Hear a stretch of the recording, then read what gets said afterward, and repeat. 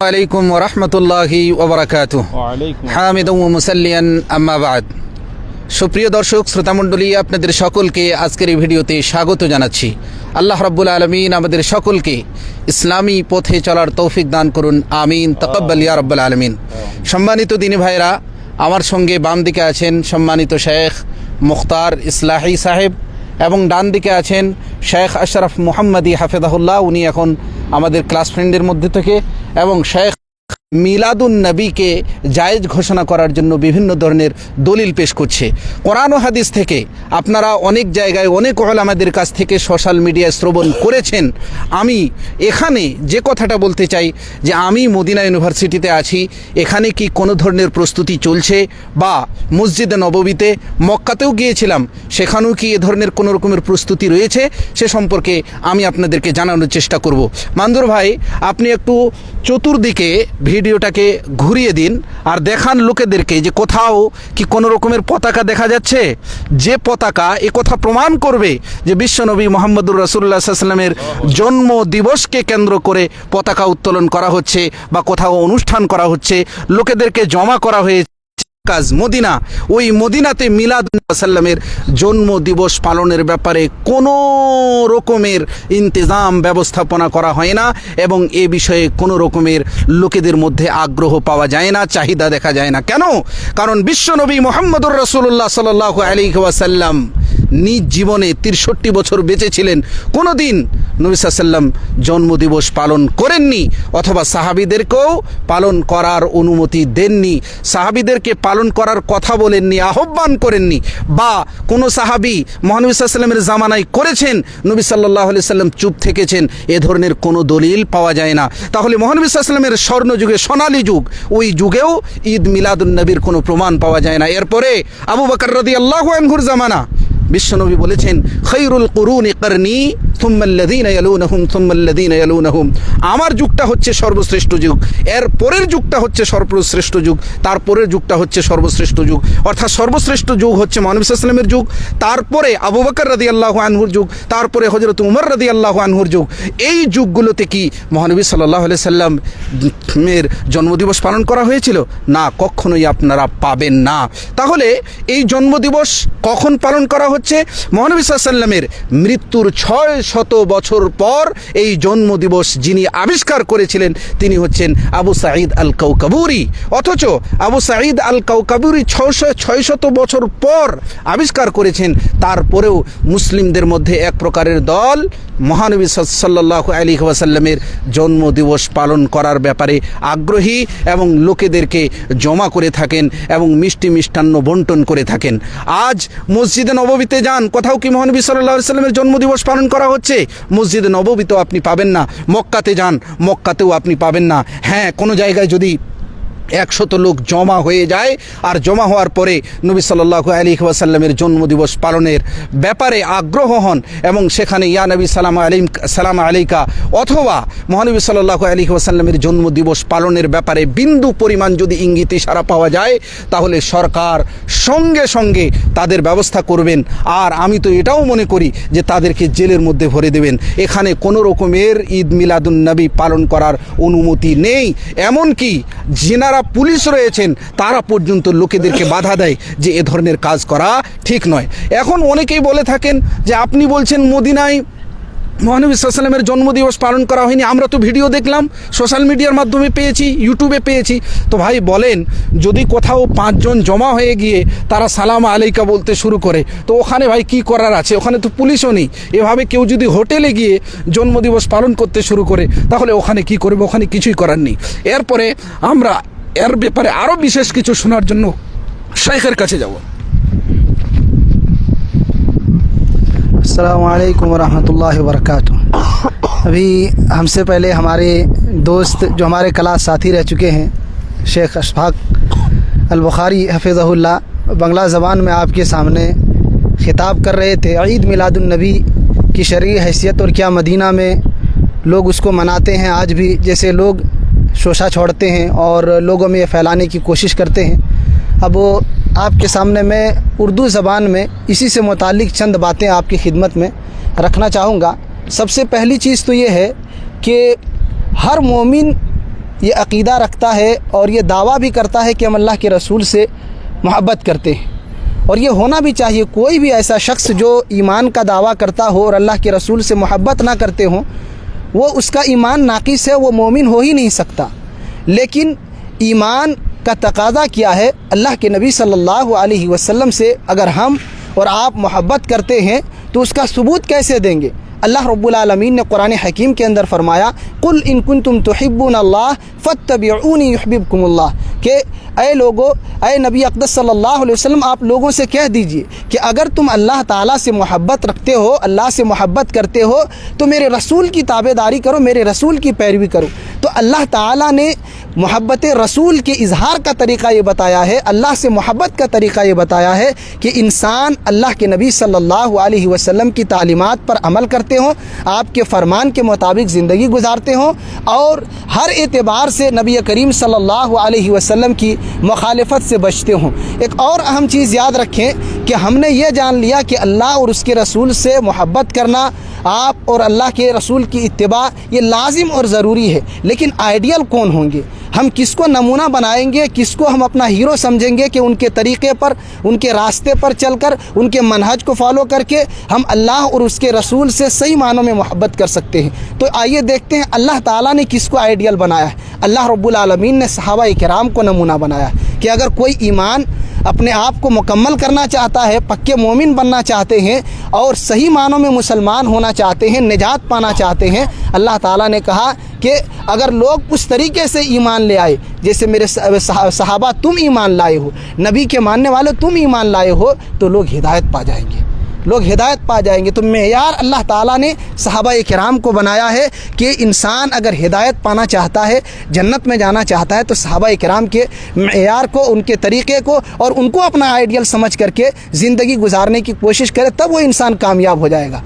अल्लाह ताला ने यही तो कहा कि अगर आप लोग जिस तरीके से ईमान लाए हैं, लोग वैसे अगर ईमान ले आए तो हिदायत पा जाएंगे, वो जन्नत में चले जाएंगे और उसके लिए निजात यकीनी हो जाएगी। और अल्लाह रब्बुल आलमीन ने सहाबा किराम की मुखालिफत को, नबी अक़दस सल्लल्लाहु अलैहि वसल्लम की मुखालिफत को गुमराही करार दिया है। अल्लाह ताला ने कहा, वमन युशाक़िक़िर रसूल मिन बअदि मा तबय्यन लहुल हुदा व यत्तबि गैर सबीलिल मुमिनीन नुवल्लिहि मा तवल्ला व नुस्लिहि जहन्नम व साअत मसीरा, कि जो रसूल की मुखालिफत करे और मोमिनीन के रास्तों से हट जाए। उस दौर में ईमान वाले कौन थे जब कुरान का नुज़ूल हुआ था? सहाबा किराम थे, इसमें कोई शक नहीं है। तो अल्लाह ताला ने उनसे खिताब किया है और उनके बारे में कहा है कि जो रसूल की मुखालिफत करे और ईमान वालों के रास्तों से हट जाए तो अल्लाह ताला उसको उसी रास्ते पर लगा देता है, उसी गुमराही और भटकी हुई राह में अल्लाह रब्बुल आलमीन उसको छोड़ देता है और जहन्नम ही उसका ठिकाना होता है और रुसवाई और ज़िल्लत ही उसे हाथ आती है, उसके अलावा कुछ चीज़ उसको नहीं मिलती है। इन सारी तमहीदी बातों को ज़िक्र करने का मकसद ये है कि हमने ये जाना कि अल्लाह के रसूल से मोहब्बत हमारे ईमान के हिस्से हैं और अल्लाह के नबी सल्लल्लाहु अलैहि वसल्लम से मोहब्बत का इजहार इत्तिबाए रसूल है। और इस मोहब्बत को सबसे ज़्यादा अगर किसी ने अमली तौर पर साबित करके दिखाया है तो आपके सहाबा किराम हैं। इन तमहीदी बातों को जानने के बाद अब आपको ये देखना है कि जिस 12 रबीउल अव्वल को लोग जश्न मना रहे हैं और दीन का हिस्सा समझ करके इबादत का नाम दे करके बिदातों का इर्तिकाब कर रहे हैं, बिदातों को अंजाम दे रहे हैं और रबीउल अव्वल का जश्न मना रहे हैं, क्या नबी अक़दस सल्लल्लाहु अलैहि वसल्लम ने मनाया है? आपके सहाबा किराम जो आपसे हद से ज़्यादा मोहब्बत करते थे, दुनिया की तारीख़ दंग है कि ऐसी मोहब्बत की मिसाल दुनिया की तारीख पेश नहीं कर सकती जैसी मोहब्बत और जैसी जानिसारी का जज्बा सहाबा किराम ने पेश किया था। अल्लाह के नबी सल्लल्लाहु अलैहि वसल्लम अगर थूकते तो अपने जिस्मों पर थूक को मल लिया करते तबर्रुक के तौर पर, आपके एक एक इशारे पर अपनी जानों को लुटा दिया करते थे। लेकिन उन सहाबा किराम की पूरी ज़िंदगी को आप पढ़ लीजिए, जिनको अल्लाह ने मेयार करार दिया है, आइडियल करार दिया है निजात का, जिनके तरीक़े को निजात का ज़रिया करार दिया है, वो सहाबा किराम की पूरी ज़िंदगी में ईद मिलादुन नबी का जश्न और इसका कोई तसव्वुर नहीं मिलता है। खुद नबी अक़दस सल्लल्लाहु अलैहि वसल्लम पैदा हुए, आपको नहीं मालूम कि हमारी पैदाइश पर हमें जश्न मनाना है? और ये पटाखे जो लोग फोड़ रहे हैं, डीजे बजा रहे हैं दीन के नाम पर और हमारी शरीयत को जो रुस्वा कर रहे हैं, ये सब काम हमारी शरीयत का हिस्सा हो ही नहीं सकता। अल्लाह के नबी सल्लल्लाहु अलैहि वसल्लम ने भी हुक्म नहीं दिया है, आपके सहाबा किराम में भी इसका तसव्वुर नहीं पाया जाता है, बल्कि पूरे खैरुल कुरून को ले लीजिए जिसके बारे में अल्लाह के रसूल ने गवाही दी और हमारे साथी ने भी बताया बंगाली ज़बान में कि खैरुल कुरून करनी सुम्मा लज़ीना यलूनहुम, सुम्मल्लज़ीना यलूनहुम, कि सबसे बेहतरीन दौर, सबसे बेहतरीन ज़माना मेरा ज़माना है और उसके बाद मेरे सहाबा का और उसके बाद वाला ज़माना है। तो वो पूरा खैरुल कुरून देख लीजिए। बल्कि जिन अइम्मा की तकलीद की हमारे भाई बात करते हैं कि तकलीद वाजिब है, उनकी पैरवी ज़रूरी है, सब कुछ छोड़ करके अल्लाह के रसूल की मुखालफत तक गवारा कर लेते हैं उन अइम्मा की तकलीद में, उनकी ज़िंदगी को आप देख लें। क्या उन्होंने इस बिदात को ईजाद किया है, इस बिदात को मनाया है? नहीं, क्योंकि वो सुन्नत की पैरवी करने वाले थे, अल्लाह के रसूल से सही मानों में मोहब्बत करने वाले थे। मोहब्बत का इजहार इस तरीके से नहीं होता है कि आप मनमानी ढोल डीजे बजाएं और आप रक्स व सुरूद की महफिलें जमाएं, बिदात व खुराफात के बाजार गर्म करें और शिरकियात को अंजाम दें और उसको मोहब्बत रसूल का नाम दें। ये तो झूठा दावा है। हमने जिक्र किया कुरान करीम की रोशनी में कि मोहब्बत रसूल का तकाज़ा ये है कि आप अल्लाह के रसूल की पैरवी करें, सब की बात को छोड़ दें। क्या इमाम, क्या पीर, क्या बुजुर्ग, क्या वली, किसी की अगर ईद मिलादुन नबी की बात करें, अगर आप तारीख़ पढ़ेंगे तो पता चलेगा कि असल इसकी ईजाद ये मिस्र के फातिमियों ने, शियों ने इसको किया है और धीरे धीरे फिर अहले सुन्नत वल जमात में ये बिदात राइज हो गई और कई सदियों बाद तक ये दीन का हिस्सा नहीं था। तो आप खुद अंदाज़ा लगाएं, अल्लाह ताला ने हज्जतुल वदा के मौके पर कुरान करीम की आयत करीमा नाजिल फरमाई, अल-यौमा अकमलतु लकुम दीनकुम व अतममतु अलैकुम निअमती व रज़ीतु लकुमुल इस्लाम दीना। क्या नबी आज के दिन हज्जतुल वदा के मौके पर आप फरमा रहे हैं कि आज के दिन मैंने दीन इस्लाम को मुकम्मल कर दिया, अपनी नेमत आप पर तमाम कर दी और इस दीन के बरहक होने पर और इस दीन के सुबह क़यामत तक हक पर होने पर मैं राज़ी हो चुका हूँ। तो अल्लाह ताला ने दीन को मुकम्मल कर दिया है नबी अक़दस सल्लल्लाहु अलैहि वसल्लम पर। और आप सल्लल्लाहु अलैहि वसल्लम का फरमान है कि हर वो खैर, हर वो चीज़ जो तुम्हें अल्लाह रब्बुल आलमीन से करीब कर दे, जहन्नम से दूर कर दे, हमने उसकी रहनुमाई कर दी है तुम्हें।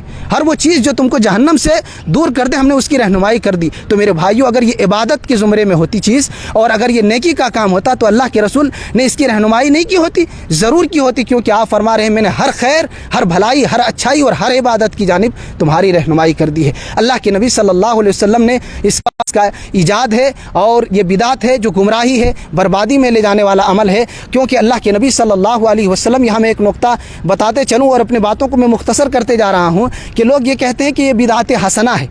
हमने जिक्र किया कि दीन का ये हिस्सा नहीं था। पूरा खैरुल कुरून आप पढ़ लीजिए, सहाबा कराम के जो सबसे बेहतरीन अदवार थे वो गुजर गए और उस दौर में इस चीज़ का तसव्वुर नहीं था। बाद में दाखिल किया गया है, बिदात है और हर बिदात अल्लाह के रसूल ने कहा गुमराही है। शरीयत के नाम पर कोई बिदात हसना नहीं होती। शरीयत में हर बिदात गुमराही है। आपने फरमाया वकुल्लु बिदातिन ज़लाला वकुल्लु ज़लालतिन फिन्नार, कि हर बिदात गुमराही है और हर गुमराही जहन्नम में ले जाने वाली चीज़ है। लिहाजा अगर इसको भी मोहब्बत का नाम दे दे, इश्क़ रसूल का नाम दे दे, चाहे इत्तिबाए रसूल का नाम दे दे, जो भी नाम दे दे, लेकिन है तो बिदात ही। और बिदात चाहे किसी नाम से उसको रिवाज दिया गया हो, शरीयत में उसका कोई तसव्वुर नहीं है, वो गुमराही है और इंसान के लिए दोनों जहान में तबाही का सामान है। तो इस चीज़ को याद रखें कि ये बिदात हसना नहीं है, सारी बिदात गुमराही है और सारी बिदातें इंसान को तबाह करने वाली हैं। तो इस चीज़ को याद रखें। और जो जश्न मनाते हैं उनसे यही गुजारिश है कि आप अपने आप को, अपने बाल बच्चों को, अपने अहलो अयाल को, अपने दोस्तों अहबाब को ये समझाएं कि ये इत्तिबाए रसूल नहीं है,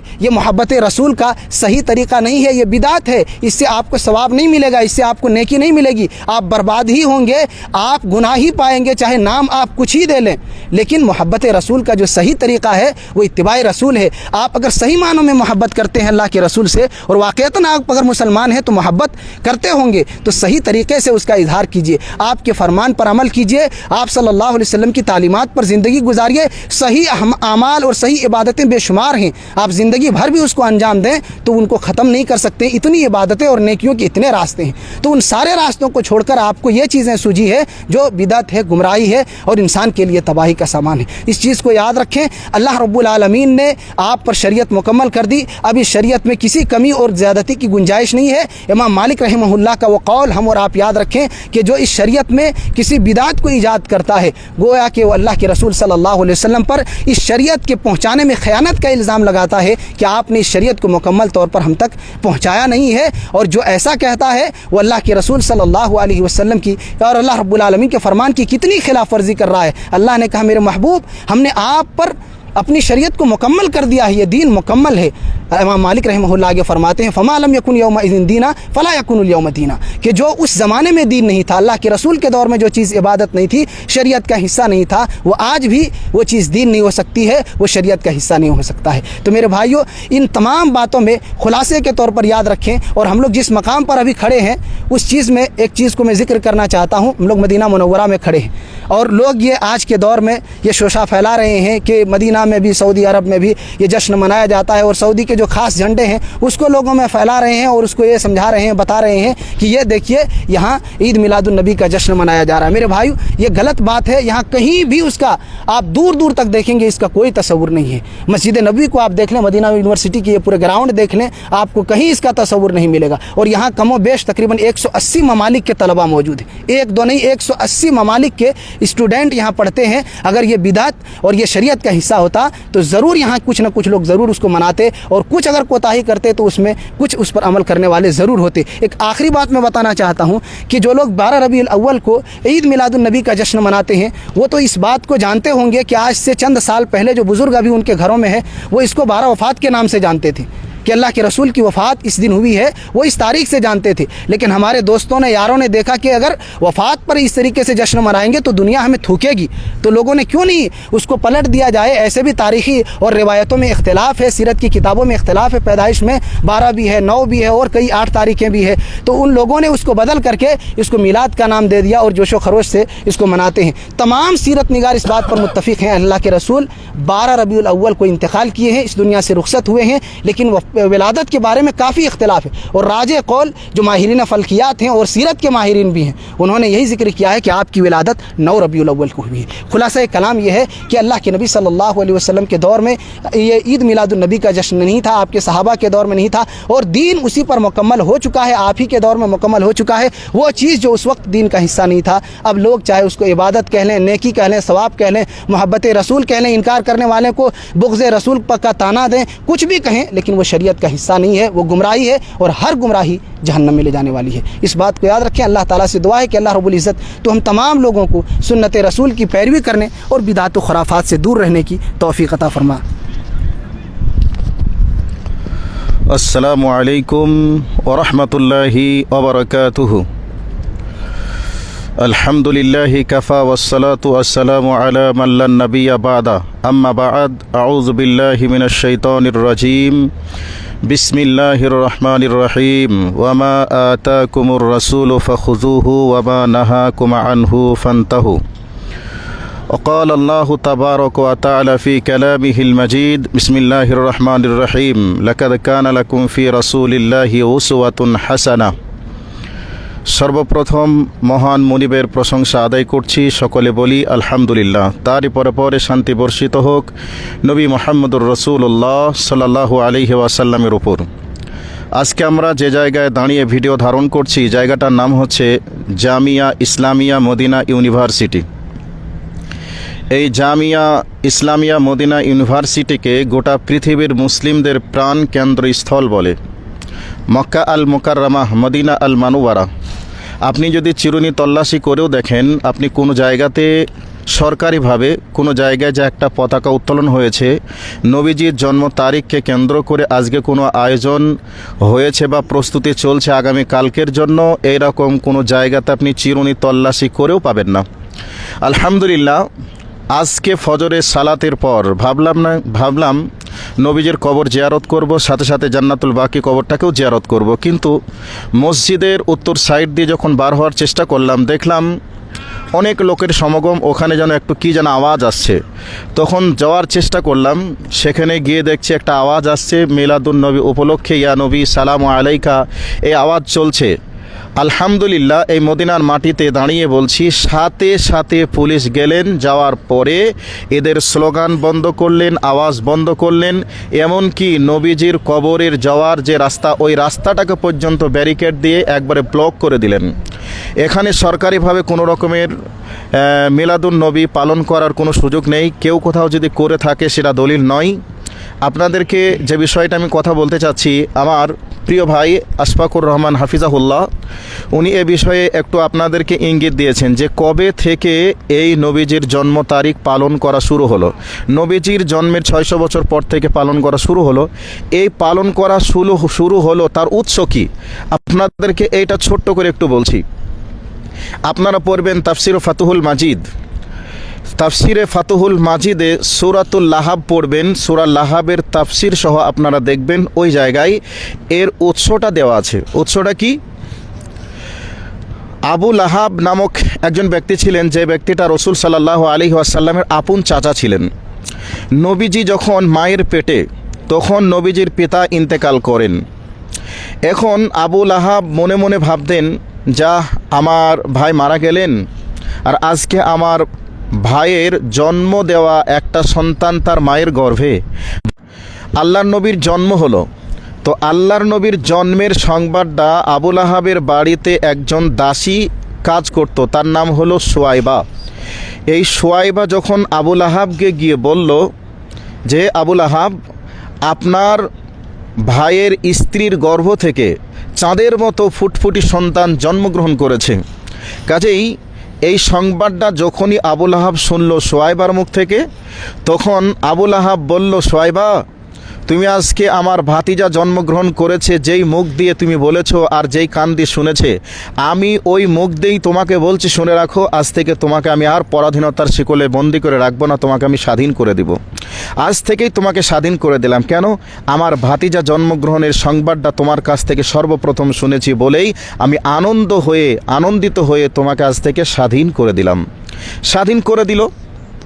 আবু লাহাব সেই দিন নিজের ভাতিজা জন্মগ্রহণকে কেন্দ্র করে বন্ধু বান্ধবের কাছে, আত্মীয় স্বজনের কাছে সংবাদ দিয়েছিল, আজকে আমার ভাই আবদুল্লাহর স্ত্রীর গর্ভ থেকে চাঁদের মতো সুন্দর সন্তান জন্মগ্রহণ করেছে। এই আনন্দে আমার দাসী সোয়াইবাকে আমি আজাদ করে দিলাম, সাথে সাথে আমার আত্মীয় স্বজন বন্ধু বান্ধবীকে ক্ষীর মিষ্টি পোলাও খাওয়ার ব্যবস্থা করলাম। তো এই যে একটা আবু লাহাব, সে একজন মুশরিক ছিল। তখনও নবীজি নবী হয়েছেন, তার গ্যারান্টি কোনো সার্টিফিকেট নেই। আল্লাহ তাকে নবী হিসাবে পাঠাবেন, এটা আল্লাহ পাকের সিলেকশন। তো এই সিলেকশন আল্লাহ পাক এটা নবী বানাবেন, সিলেকশন করেছেন, এটা আল্লাহ ছাড়া কেউ জানে না। 40 বছর বয়স পর্যন্ত পৃথিবীর কোনো মানুষ জানতো না যেটা নবী হবে। কেউ হয়তো তার নমুনা দেখে আইডিয়া করেছে, ধারণা করেছে এটা নবীর বৈশিষ্ট্য। কিন্তু ঘটনা হলো, যখন তিনি জন্মগ্রহণ করেছেন, এই অবস্থায় তাকে কে আইডিয়া করেছে যে এই ব্যক্তি নবী হবে? আর আবু লাহাব সেই ব্যক্তির জন্মতে খুশি হয়ে সে আজাদ করে দিল তার দাসীকে, এবং কিছু মিষ্টান্ন দ্রব্য বিতরণ করলেন। কেন? তার বাপ নেই, আমি তার চাচা, বাপের অনুপস্থিতিতে চাচা হিসাবে আমি তার দায়িত্ব পালন করছি, আমিও খুশি। এই খুশিতে মিষ্টান্ন দ্রব্যর ব্যবস্থা করেছিল। তার আবু লাহাব মিষ্টান্ন দ্রব্য ব্যবস্থা করেছিল বলে আজ পৃথিবীতে যারা, বিশেষ করে শিয়া সুন্নি এই যারা আছে, এরা কি করে? নবীজির জন্ম তারিখকে পালন করে, যে ওই যে 600 বছর পরে আবু সাইদ কাউকারি, এই ব্যক্তি ওই আবু লাহাব যে তার দাসীকে আজাদ করেছিল, আর আবু লাহাব মিষ্টান্ন দ্রব্যের ব্যবস্থা করেছিল, কাজেই আমাদেরকেও মিষ্টান্ন দ্রব্য ব্যবস্থা করতে হবে। আর সেই দিনেও আমাদেরকেও আনন্দ করতে হবে। কেন আনন্দ করতে হবে? আবু লাহাব আনন্দ করেছিল। আরে ভাই, আবু লাহাব তো একটা মুশরিক, তার ভাতিজা জন্মগ্রহণ করেছিল, এই ক্ষেত্রে আনন্দেই সে ব্যক্তি মিষ্টান্ন দ্রব্য ব্যবস্থা করেছিল। আবু লাহাব কি জানতো যে এই ব্যক্তি নবী হবে? আবু লাহাব যদি নবী হবে এটা যদি জানতো, তাহলে সে কেন ইমান নিয়ে আসেনি? নবীজিকে কেনই বা মেরেছিল? আর নবীজি তার ভয়ে, মারের আঘাতে কষ্ট পেয়ে কেনই বা মক্কা ছেড়ে মদিনায় হিজরত করেছিল? আপনারা কি মনে করছেন আবু লাহাবের রেখে যাওয়া প্রথাকে আপনি পালন করবেন? আর আবু লাহাবের রেখে যাওয়া প্রথাকে পালন করা, এটা কি সুন্নত হিসাবে গণ্য হতে পারে? অসম্ভব, হতে পারে না। যদি এটাই হয়েই থাকতো, তাহলে পৃথিবীর শ্রেষ্ঠ মানুষ নবী মুহাম্মদ সাল্লাল্লাহু আলাইহি সাল্লামের ইন্তেকালের পরে সব থেকে যিনি ভালোবেসেছেন বেশি, তেনার নাম আবু বকর, যার নামের পাশে সিদ্দিকে আকবর টাইটেল দেওয়া হয়েছে। তাহলে আবু বকর সিদ্দিক রাদিয়াল্লাহু তাআলা আনহু তিনি এই দিনটাকে পালন করতেন। তারপরে হযরত ওমর পালন করতেন। তারপরে তিনার জামাই হযরত উসমান পালন করতেন। লক্ষ লক্ষ কোটি কোটি ও মিলিয়ন মিলিয়ন ডলার টাকা যিনি ইসলামের জন্য ওয়াকফ করেছেন, দান করেছেন। তো তিনি কি নবীজি জন্মদিন পালন করার জন্য মদিনা ভার্সিটির ছেলেদেরকে আজকে কি খাওয়াতে পারতেন না? তিনার রেখে যাওয়া সম্পদ আজও পৃথিবীর মাটিতে অনেক আছে, মদিনা মক্কায় অনেক কিছু আছে। তাহলে এই ভার্সিটির ছেলেদেরকে কি খাওয়ানোর ব্যবস্থা করতে পারতেন না? আজকে মদিনা মানুয়ারাতে যে সমস্ত হাজিরা আজকে হজ পালন করার জন্য এসেছেন, তেনাদের জন্য কি এই দিনটা পালন করে আনন্দই কিছু করতে পারতেন না? অবশ্যই পারতেন, কিন্তু কেন করেননি? এটা বিদাত। আর কুল্লু বিদাতিন জালালা ওয়া কুল্লু জালালাতিন ফিন্নার, যে প্রত্যেকটাই বিদাতই হচ্ছে ভ্রষ্টতা, আর প্রত্যেকটাই ভ্রষ্টতাই হচ্ছে জাহান্নামে যাওয়ার কারণ। তাহলে আবু লাহাব যেটা পালন করেছে, এটা হচ্ছে একটা ভ্রষ্টতা, এ হচ্ছে একজন জাহেল, একজন মুশরিক। আর ওই মুশরিকের রেখে যাওয়া রীতি নীতিকে সংস্কৃতিকে আমি আপনি যদি পালন করি আর সেই কালচারকে যদি গ্রহণ করি, তাহলে জেনে রাখতে হবে আপনি একজন মুশরিক, আপনি একজন ভ্রষ্টতা। আর ভ্রষ্টতা মানে আপনার জন্য জান্নাতে যাওয়ার কোনো সুযোগ নেই, নিঃসন্দেহে 100% আপনাকে জাহান্নামে যাওয়া লাগবে। কাজেই আল্লাহ সুবহানাহু ওয়া তাআলা নবীকে আমাদের জন্য আইডিয়াল বানিয়েছেন, মডেল বানিয়েছেন। আর এ ব্যাপারে কোরআনুল কারীম একটা সার্টিফিকেট আল্লাহ সুবহানাহু ওয়া তাআলা তিনি দিয়েছেন, লাকাদ কানা লাকুম ফি রাসূলিল্লাহি উসওয়াতুন হাসানা। আমি তোমাদের জন্য উত্তম মডেল হিসাবে দুনিয়াতে নবী মুহাম্মদকে পাঠালাম। তো সেই নবী মুহাম্মদের অনেক মডেল আছে, অনেক কিছু নিয়ম নীতি আছে, যেই নিয়ম নীতিগুলো যেভাবে আল্লাহ রসুল পালন করেছেন সেভাবে পালন করার নামই হচ্ছে ইসলাম। আর যেগুলিকে আল্লাহর নবী পালন করেননি, সাহাবায়ে কেরাম আলাইহিম আজমাইনরা পালন করেননি, তার নাম ইসলাম নয়। এ ব্যাপারে সূরাতুল হাসরের 7 নম্বর আয়াত আল্লাহ সুবহানাহু ওয়া তাআলা তিনি বলেছেন, ওয়ামা আতাকুমুর রাসূলু ফাখুযুহু ওয়ামা নাহাকুম আনহু ফান্তাহু। আল্লাহ সুবহানাহু ওয়া তাআলা তিনি বলছেন, হে পৃথিবীর মানুষেরা, তোমাদেরকে তোমাদের নবী যেগুলি দিয়েছেন সেগুলি তোমরা মেনে নাও, যেগুলি তোমাদেরকে নিষেধ করেছেন সেগুলি তোমরা বর্জন করো। আল্লাহর নবী যদি তেনার জন্মদিনকে পালন করার হতো, তাহলে নবীজি বলতেন, এই শুনে রাখো, আমি 12ই রবিউল আউয়ালে জন্মগ্রহণ করেছি, তোমরা আমার জন্মদিনকে পালন করবে। তাহলে সর্বপ্রথম হযরত আবু বকর পালন করতেন, হযরত ওমর পালন করতেন, হযরত উসমান পালন করতেন, হযরত আলী পালন করতেন। পৃথিবীর কোনো একটা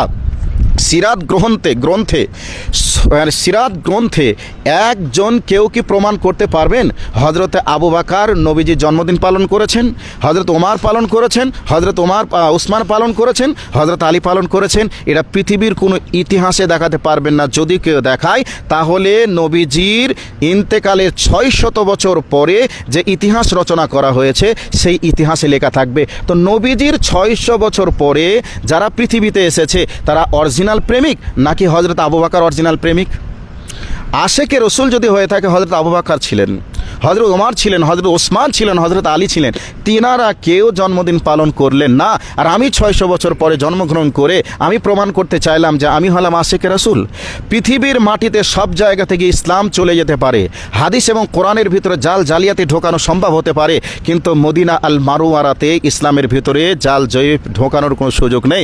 যদি সুযোগ থাকতো, তাহলে আজকেও যারা বিদেশ থেকে এসে ঈদ মিলাদুন্নবী পালন করার জন্য পতাকা নিয়ে আজকে যারা আনন্দ উৎসব করছে, তাদেরকে প্রশাসন পারমিশন দিতেন বা সরকারিভাবে পারমিশন থাকতো।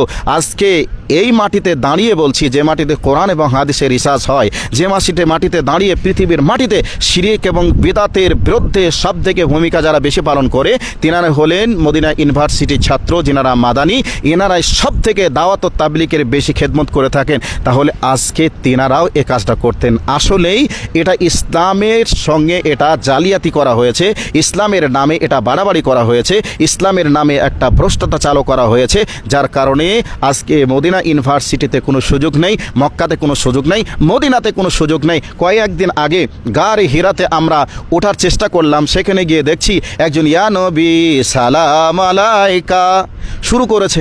এই জায়গায় আমি দাঁড়িয়ে বললাম, ভাই এটা সালাম আলাইকা বলার জায়গা নয়। তো এক্ষুনি যদি আপনি সালাম আলাইকা বলেন, পুলিশ যদি দেখে, এক্ষুনি আপনাকে জেলখানার মধ্যে যেতে হবে। সঙ্গে সঙ্গে কণ্ঠটা নিচু হয়ে গেল। আবার এক জায়গায় গিয়ে দেখছে আবার চলছে। আমি তাকে মিষ্টি ভাষায় বলার চেষ্টা করলাম, চাচা এটা সেই জায়গা নয় যে জায়গায় দাঁড়িয়ে যা ইচ্ছা তাই করতে পারেন, কিন্তু এটা ওই জায়গায় যে জায়গায় শরীয়তের নীতিমালা মেনে চলতে হয়। কাজেই বেশি বাড়াবাড়ি করলে জেলখানায় যেতে হবে। তা চুপ হলো। আলহামদুলিল্লাহ, আজকে আপনাদেরকে ভালো একটা সংবাদ দেওয়ার চেষ্টা করছি যে আমরা যে কাফেলাতে এসেছি, সেই কাফেলার মধ্যে উত্তর 24 পরগনা বলে একটা জেলা আছে আমাদের পশ্চিম বাংলায়। তো উত্তর 24 পরগনা জেলার কয়েকজন দিনী ভাই আমাদের এই কাফেলাতে এসেছে। কারো গলা দেখছি প্রায় 1-150 ওজনের একটা করে ট্রান্সমিটার বাঁধা আছে, যাকে ট্রান্সমিটার বলি, আমরা বলি তাবিজ বা মাদুলি। তো বাঁধা ছিল। কথা বলার পরে তারা মাদুলি খুললো। আজকে আসরের সালাতের পর আমাকে ঘরের ভিতরে ডাকলেন। ডাকার পরে দেখছি একটা চিরকুট লেখা আছে যে ভাইয়া এই চিরকুটটা যদি ব্যাগের ভিতরে ভরে রাখি তাহলে কি কোনো সমস্যা হবে, ভালো কিছু পাওয়া যাবে না? আমি বললাম, ভাই কী কারণে রাখবেন?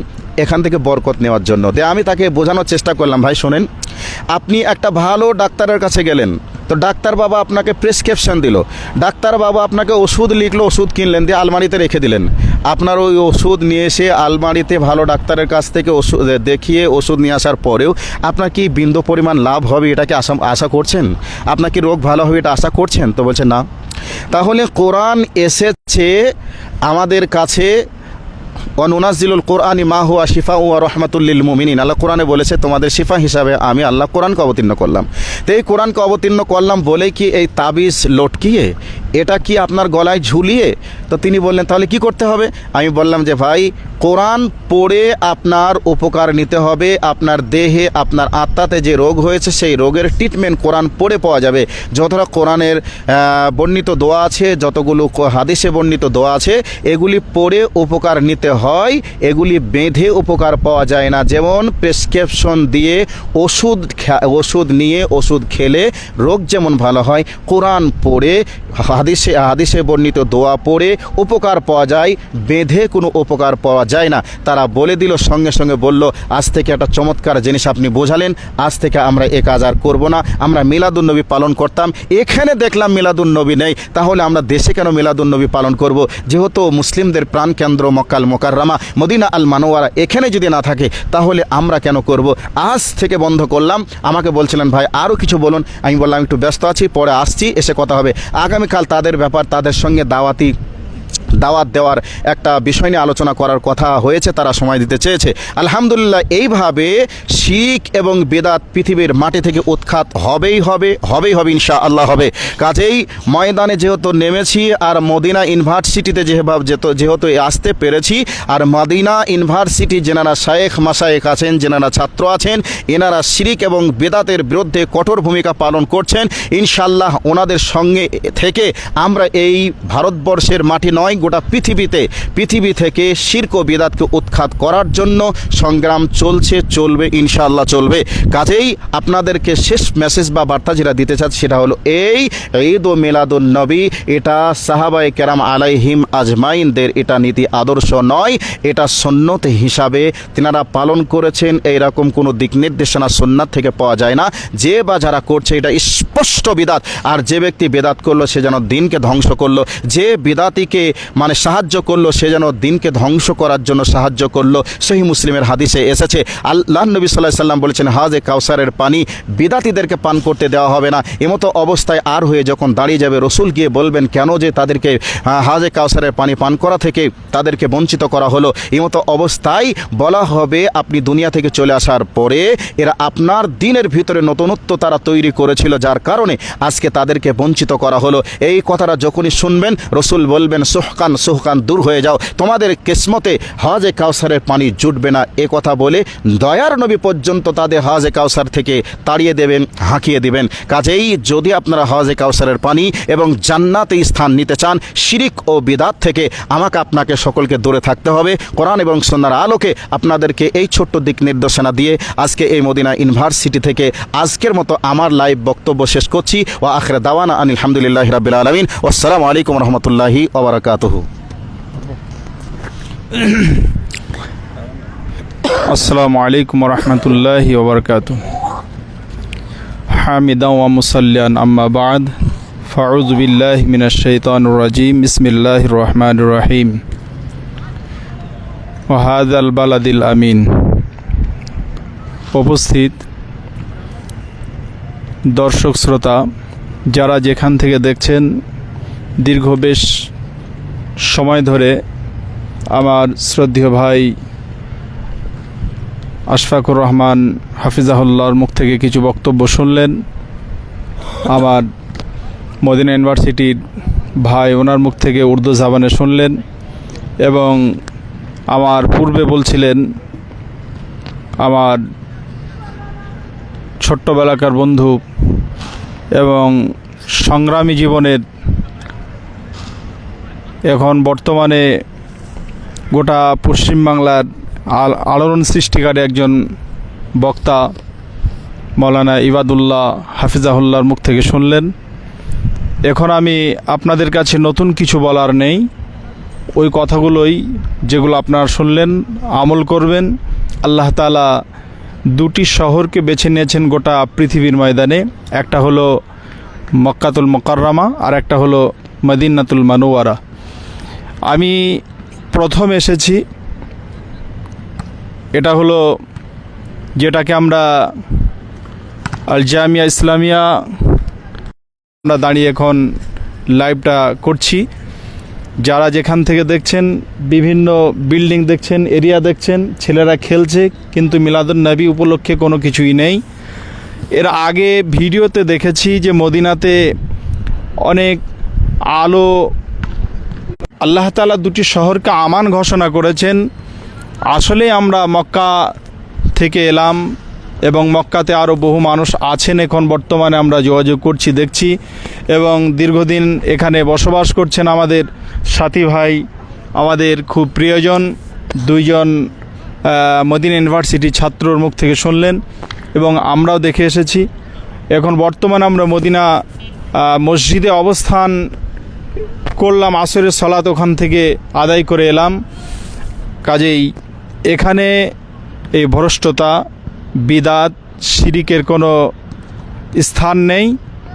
আপনারা যে যেখান থেকে দেখছেন, মদিনা এবং মক্কায় যেহেতু নেই, আল্লাহ তাআলা এই দুটি শহরকে আমান ঘোষণা করেছেন, সমস্ত দিক থেকে নিরাপদ। আপনারা একটু আগে শুনলেন যে আজকে ফজরের সালাতের পর পুলিশ তাদেরকে ধরে বাধা সৃষ্টি করে তাদেরকে সরিয়ে দিল, বাধা দিল। এর আগেও আমরা দেখেছি, আমার একজন ভাই বলছিলেন আজকে 2-4 বছর আগের কথা, যে ইয়া নবী আসসালামু আলাইকা বলে যখন জোরে আওয়াজ শুরু করলো বহু মানুষ মিলে, তা সেখানে সঙ্গে সঙ্গে প্রশাসন গিয়ে তাদের ধরে কিছু মানুষের আপনার পাসপোর্ট নিয়ে তাদেরকে একদম চিরদিনের জন্য মক্কায় যাতে আসতে না পারে সেই জন্য তাদের ব্যবস্থা করে দিল এবং তাদেরকে ঘরে পাঠিয়ে দিল।